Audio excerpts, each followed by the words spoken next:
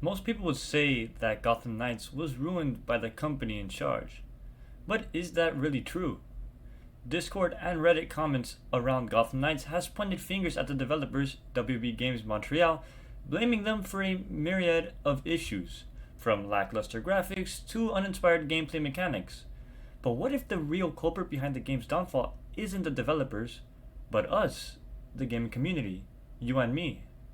Here's what I mean. Let's rewind a bit. Remember the hype when Gotham Knights was first announced? The idea of a Batman universe game without Batman was intriguing, to say the least. We were all promised a vibrant Gotham City, rich storytelling, and the ability to play as our favorite members of the Bat family. The trailers painted a picture of a game that was set to redefine superhero gaming.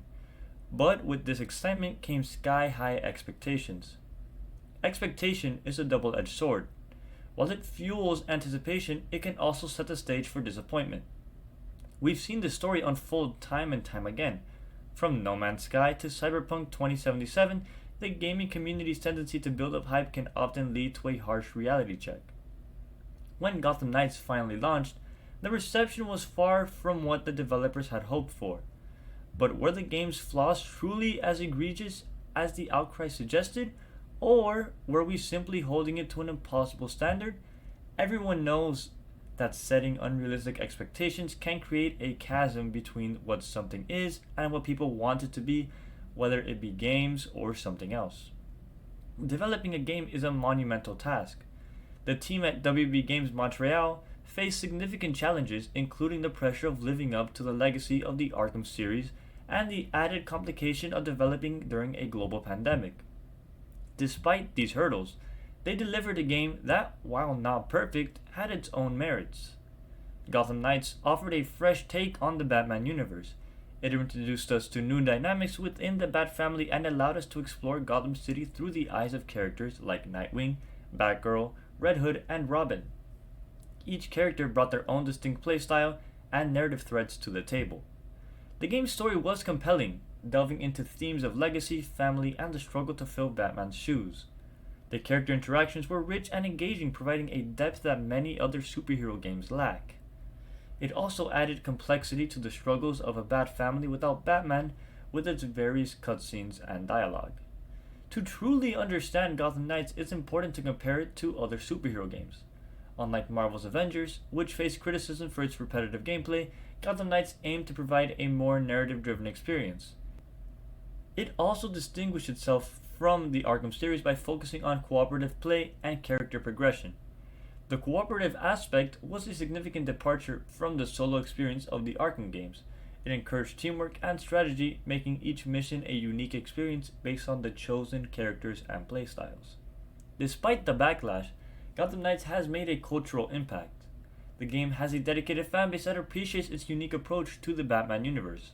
The community has also contributed to the game's longevity through fan-made content and mods, showcasing their creativity and passion for the Gotham Knights universe.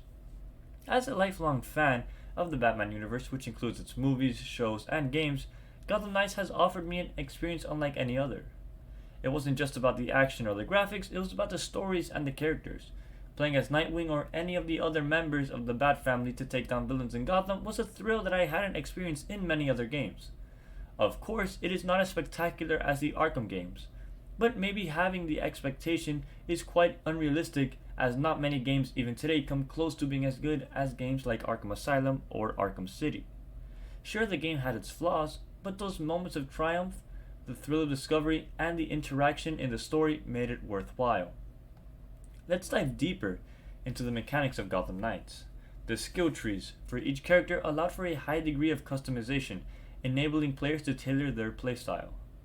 There is also a meaning to trying out different characters of the Bat family, as each member brings a unique skill set like stealth or weapons. The combat system, while reminiscent of the Arkham series, introduced new elements that kept it fresh and engaging. Exploring Gotham City was a visual treat. Each district had its own unique atmosphere and challenges, making the city feel alive and dynamic. The open world design encouraged exploration and rewarded players with hidden secrets and lore. Now, let's address the elephant in the room. The criticisms weren't entirely unfounded. Gotham Knights had its share of technical issues and design flaws, but it's important to remember that no game is perfect.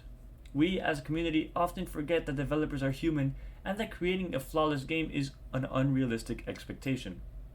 The developers have worked hard to address many of the issues through patches and updates.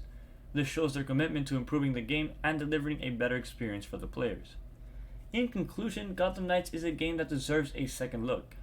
While it may not have met our high sky expectations, it offered a unique and engaging experience that stands out in the superhero genre.